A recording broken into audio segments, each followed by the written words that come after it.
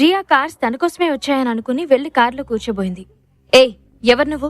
ఈ కార్ ఏమైనా నీ బాబుది అనుకుంటున్నావా అని సీరియస్ గా చెప్పగానే ఆ కార్ వచ్చింది తన గురించి కాదు అని అర్థమై వెనక్కి వెళ్లి నిల్చుంది. అప్పుడే ఆ కార్ మధ్యలో ఉన్న ఒక రేంజ్ రోవర్ నుండి ఒక పొడవాటి వ్యక్తి బయటకు దిగాడు. అతన్ని చూడగానే చక్రవర్తికి భయంతో ఒళ్లంతా చెమటలు పట్టేశాయి. లక్ష్మణ్ భయ్యా అని అప్రయత్నంగానే అనుకుంటూ, అన్న ఇక్కడెందుకున్నారు అని బయటికి అన్నాడు చక్రవర్తి. ముంబైలో టాప్ 1 కంపెనీలో మేనేజర్ లక్ష్మణ్. మేనేజర్ అయినప్పటికీ అతను తలుచుకుంటే ఎలాంటి వారినైనా తన కాళ్ళ దగ్గరికి తెచ్చుకునే సత్తా ఉన్న వ్యక్తి. అలాంటి వాడు ఇలా రైల్వే స్టేషన్ కి ఎందుకు వచ్చాడో అర్థమవ్వక జుట్టు పీక్కున్నాడు చక్రవర్తి. ఒకవేళ ఎవరినైనా క్లయింట్ ని రిసీవ్ చేసుకోవడం కోసం వచ్చాడు అనుకున్నా కంపెనీ తరపు నుండి ఎవరినైనా పంపిస్తే సరిపోతుంది.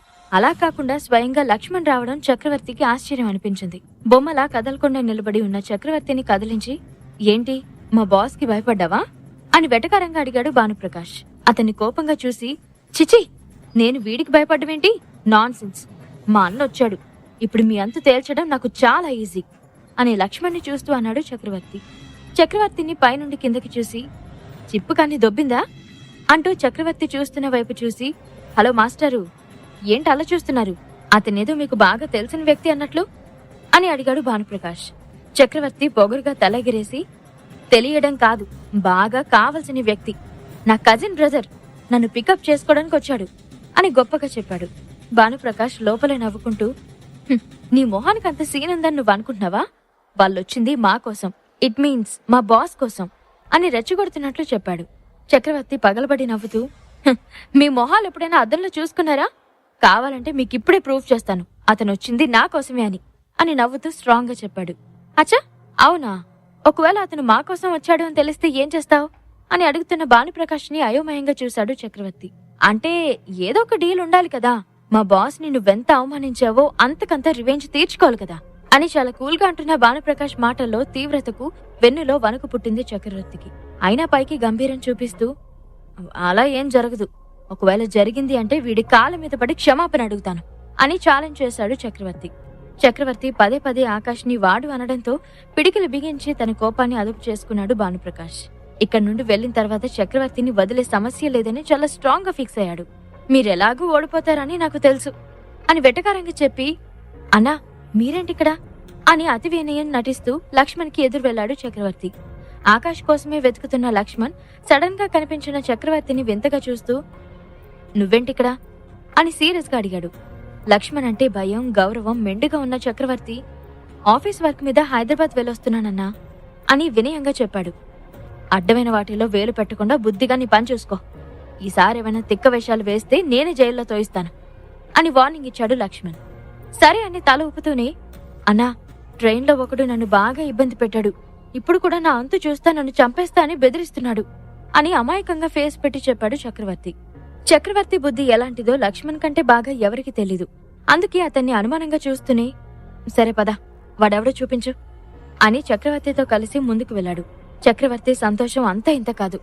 ఇప్పుడు ఆ భానుగడి ఫేస్ చూడాలి, నా సామిరంగా అని మనసులో గంతులు వేసుకుంటూ ఆకాష్ వాళ్ళ దగ్గరికి లక్ష్మణ్ని తీసుకెళ్లాడు. దూరం నుండి చక్రవర్తి లక్ష్మణ్ని తీసుకురావడం చూసిన భానుప్రకాష్, రా రా, నీకిప్పుడు దిమ్మ తిరిగిపోయి షాక్ ఇస్తాను చూడు అని కన్నింగా నవ్వుకుని, వేర్ యూ, మేమొచ్చి చాలాసేపు అయింది అని టైప్ చేసి ఆకాష్ ఫోటోతో సహా లక్ష్మణ్ కి మెసేజ్ సెండ్ చేశాడు. చక్రవర్తితో కలిసి నడుస్తున్న లక్ష్మణ్ నోటిఫికేషన్ సౌండ్ కి మొబైల్ ఓపెన్ చేసి భానుప్రకాష్ సెండ్ చేసిన మెసేజ్ చూశాడు. నుదుటిన చిరు చెమటలు పడుతుండగా, సారీ సార్, జస్ట్ 2 minutes అని భానుప్రకాష్ కి అపాలజీ పంపి ఆకాష్ ఫోటో ఓపెన్ చేసి చూశాడు. అన్నా అదిగో వాడే అంటూ చక్రవర్తి ఆకాష్ ని లక్ష్మణ్ కి చూపించడం, లక్ష్మణ్ మొబైల్లో ఆకాష్ ఫోటో ఓపెన్ చేయడం ఒకేసారి జరిగింది. ఆ ఫోటో ఒకసారి చూసి చక్రవర్తి చూపించిన వైపు చూసిన లక్ష్మణ్ అదిరిపడి పరుగులాంటి నడకతో ఆకాష్ ని చేరుకున్నాడు లక్ష్మణ్. సారీ సార్, మిమ్మల్ని ఇంతకు ముందెప్పుడు చూడకపోవడం వల్ల మిమ్మల్ని గుర్తుపట్టడానికి లేట్ అయింది అని భయంగా చెప్పాడు. లక్ష్మణ్ కి ఆకాష్ జాడ తెలియగానే కార్లో ఉన్న వ్యక్తికి మెసేజ్ చేశాడు. కొద్ది క్షణాల్లోనే అక్కడికి ఒక అందమైన లేడీ పరిగెత్తుకుంటూ వచ్చింది. ఆకాష్ కి బొకే అందిస్తూ, hearty welcome sir, I'm Nandini Devi, మిత్రాస్ Mumbai managing director అని తనని తాను పరిచయం చేసుకుంది. ఆరోగ్యంట్ బిజినెస్ ఉమెన్ అని పేరున్న నందిని దేవి స్వయంగా వచ్చి ఆకాష్ ని రిసీవ్ చేసుకోవడంతో కళ్ళు తేలేశాడు Chakravarthi. Hello, nice to meet you అని నందిని దేవి దగ్గర బొకే తీసుకుని భానుప్రకాష్ కి ఇచ్చి ఆమెతో కలిసి ముందుకు నడిచాడు Akash. Sorry for the late అని ఆకాష్ తో కలిసి నడుస్తూ చెప్పిన నందిని దేవిని చూసి చిన్నగా నవ్వాడు. ఇదంతా చూస్తున్న చక్రవర్తికి దిమ్మ తిరిగిపోయింది. సింగం ముందు కుప్పిగంతులు వేశాడని ఆలస్యంగా తెలుసుకున్న చక్రవర్తి వెంటనే రియలైజ్ అయ్యి ఆకాష్ కాళ్ళ మీద పడిపోయాడు. సార్, నన్ను క్షమించండి సార్. మీరెవరో తెలియక మీతో చాలా చీప్ గా బిహేవ్ చేశాను. నన్ను వదిలేండి సార్, పెళ్ళాం పిల్లలు ఉన్నవాడిని అని వేడుకున్నాడు.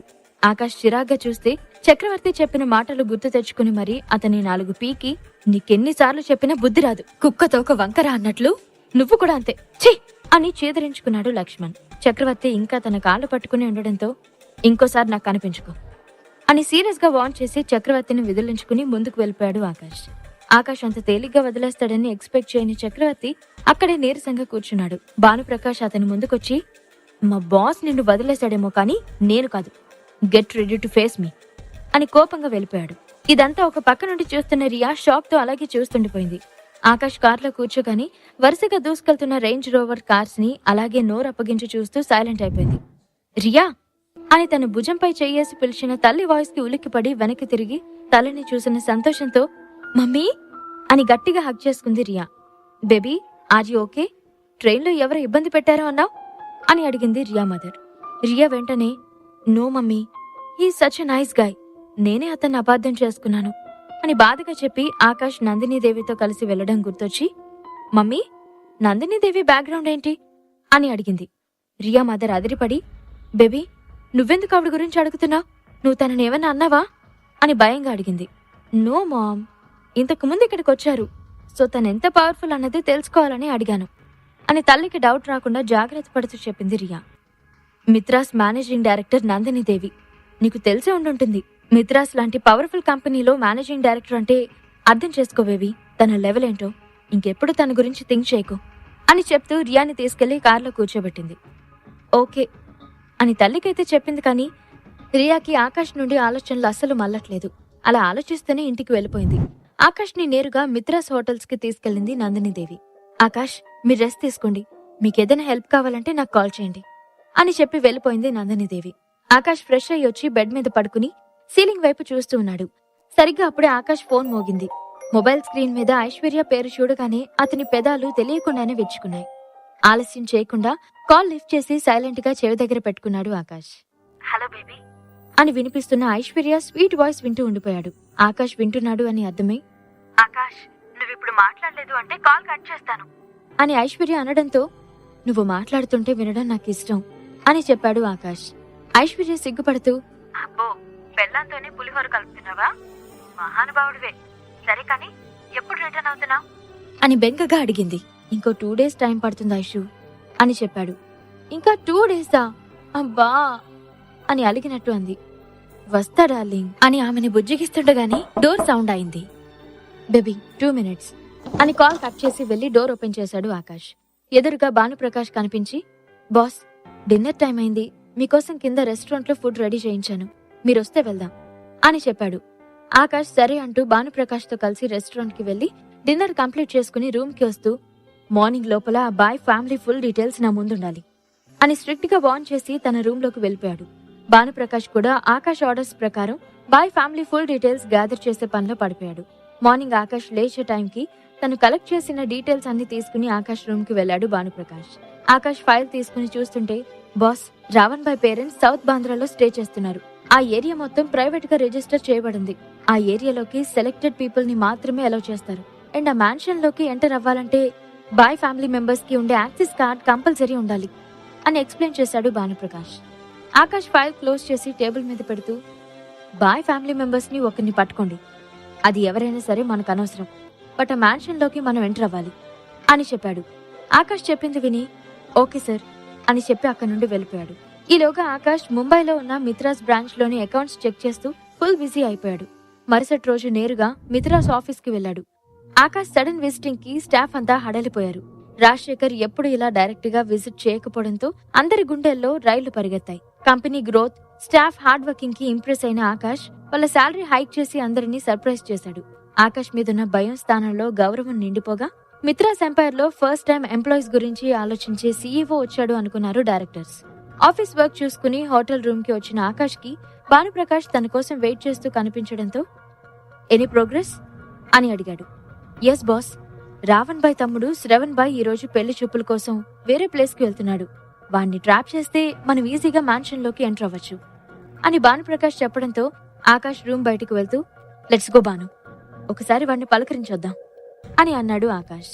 బాస్, వాడి కోసం మీరు రావడం అవసరమా?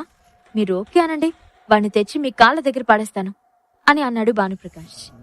ఊరికి రెస్ట్ తీసుకుని బోర్ కొడుతుంది భాను, అలా అలా ముంబై చూసొద్దాం పదా, పోయేదేముంది అని బాడీ స్ట్రెచ్ చేస్తూ చెప్పాడు ఆకాష్.